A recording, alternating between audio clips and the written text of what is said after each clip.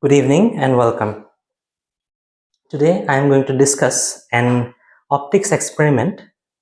It's called refraction of light through a prism. After a lot of requests, I am trying to do this video.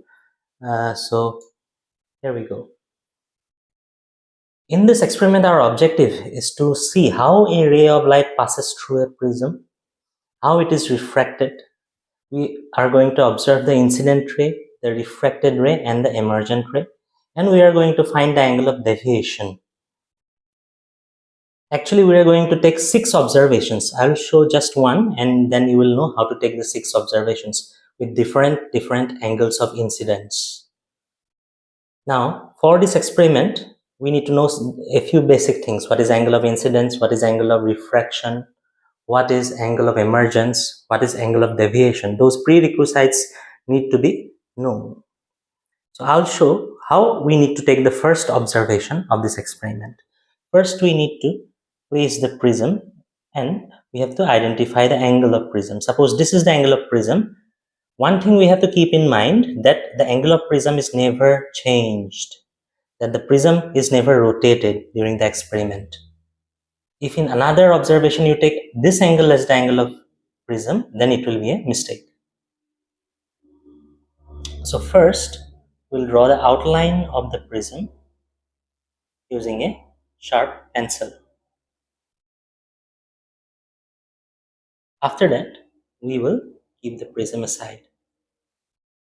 Then, with the help of a protractor, I'm not taking the protractor here because I'm just showing how to do it.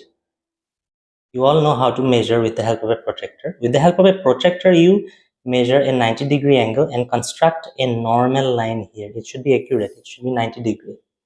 I'm just showing with a scale to be fast. Then, we will construct one angle of incidence. Let it be 35 degree. So you take a protractor and measure 35 degree and construct an angle. Suppose this is 35 degree. I'm just showing. Suppose this is a 35 degree angle. So this will be the angle of incidence, that is, I'm calling it I only.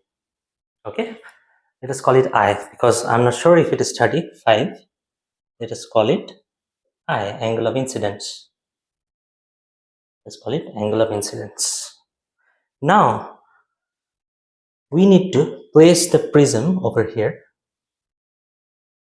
like we placed it before while drawing the outline. We need to place the prism exactly in the shape that we have drawn. Okay. Now we take 2 head pins. Actually, we'll need 4. 2 of them we need to put on the incident ray. This is the incident ray which is at 35 degree with the normal. Can you identify which is the normal? So 2 pins we have to fix this way on the incident ray. The incident ray we constructed previously because we know the angle of incidence has to be 35 or whatever we need to take. It may be mentioned in the question also. So in the required angle of incidence, there is an incident ray, there is a normal. This is the normal, this is the incident ray. In the incident ray, we fix 2 pins and see from this pin there will be various light rays going off in all directions. But one particular ray will go through the second pin as well. And that is the ray which we have drawn here. Okay. So now we need to observe these 2 pins from this side, the emergent face of the prism. This is the refracting face, this is another refracting face, this is the base. This is the emergent side, this is the incident side. From the emergent side, that is this face, we need to observe these 2 pins. We know that a prism bends rays downward, so this ray will go like this, it will be refracted like this, it will come out this way. So we need to observe it from this side.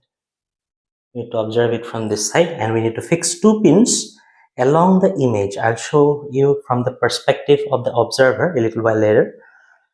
From this way, you have to observe these 2 pins through the prism and you will see 2 images.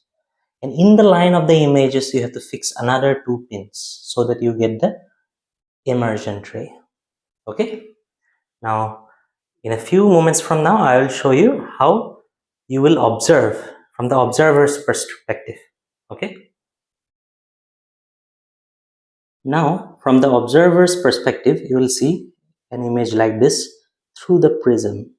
Now, you have to take one pin and observe it along a direction such that the 2 pins that you fixed already on the incident side make one line.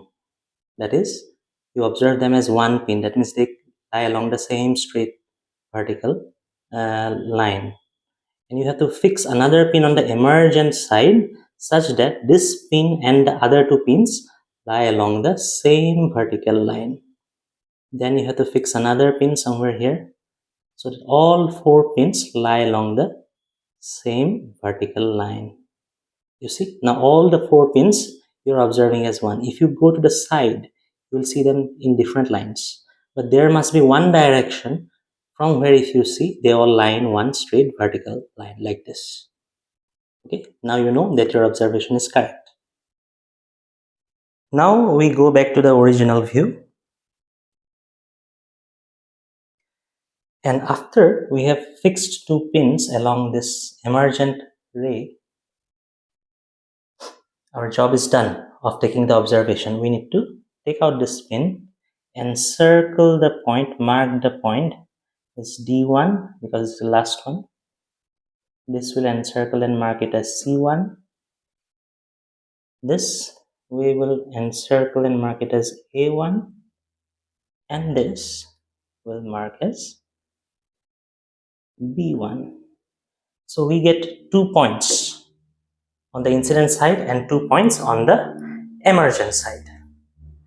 Now we need to take a scale and join these 2 points on the emergent ray. You have to be careful so that the ray is absolutely through the 2 points, not through any other direction. Then you let it touch the prism's emergent side. So this is the emergent point, this is the incident point. When you join these 2 points, you will get the refracted ray in the middle of the prism. This is the refracted ray. This is the incident. This is the refracted ray. This is the emergent ray. Now we need to extend this incident ray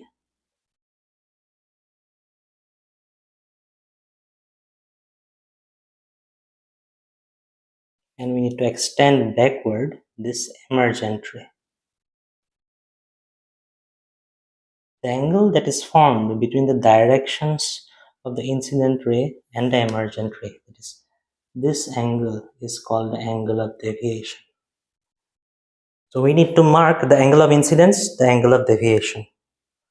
Suppose the observation that we took here was for angle of incidence 35. Let us assume it is 35.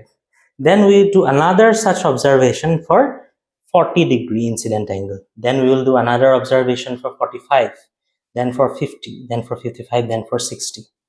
We'll get different angles of deviations. Okay, for all the different incident angles, we'll get different deviations.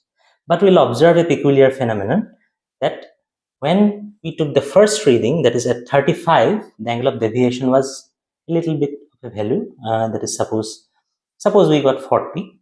Then after 35, we'll put the angle of incidence 40. And for 40, the angle of deviation will come down. Then it will come down again. Then it will go up. After increasing the angle of incidence, the deviation will first decrease and then finally it will again increase. So if we plot a graph like this, I'm just showing here roughly. If you plot a graph between, suppose, angle of deviation and angle of incidence, the graph will be like this. We all have this in our books. The graph is like a curve, concave upwards. Okay, so that graph's minimum least height, point with the least height, that will be the angle of minimum deviation. Okay, Generally, it is for angle of incidence 48 degree, but it depends on the material of the glass and the angle of prism. So suppose at a particular angle of incidence, you got this angle of deviation from the graph, minimum deviation. Then you can calculate the refractive index of the glass material with the help of this formula. Sine A plus del M by 2 divided by sine A by 2, which is in the books. You can calculate the refractive index of the material of the prism from this formula, where A is angle of prism. This is the angle of prism. You have to measure it. An angle of minimum deviation you have to observe from, you'll take 6 readings, right? From those 6 readings, there will be some minimum value of angle of deviation. Even if it is not one of the readings that you took, you have to plot the graph. You have to plot 6 points from 6 readings. And the minimum deviation may not be one of such points, but the graph's least, the dipping point of the graph, the minimum height point of the graph, that will indicate the angle of minimum deviation. You have to draw a freehand curve, and from that curve you have to find the position of the least y coordinate, and that will be the angle of minimum deviation. From that minimum deviation you can calculate the mu, that is the refractive index of the material of the prism, using this formula. How this formula came, I will explain in another video. But today, that's about it. Hope you have understood. Make sure to subscribe my channel for such future videos. Thank you.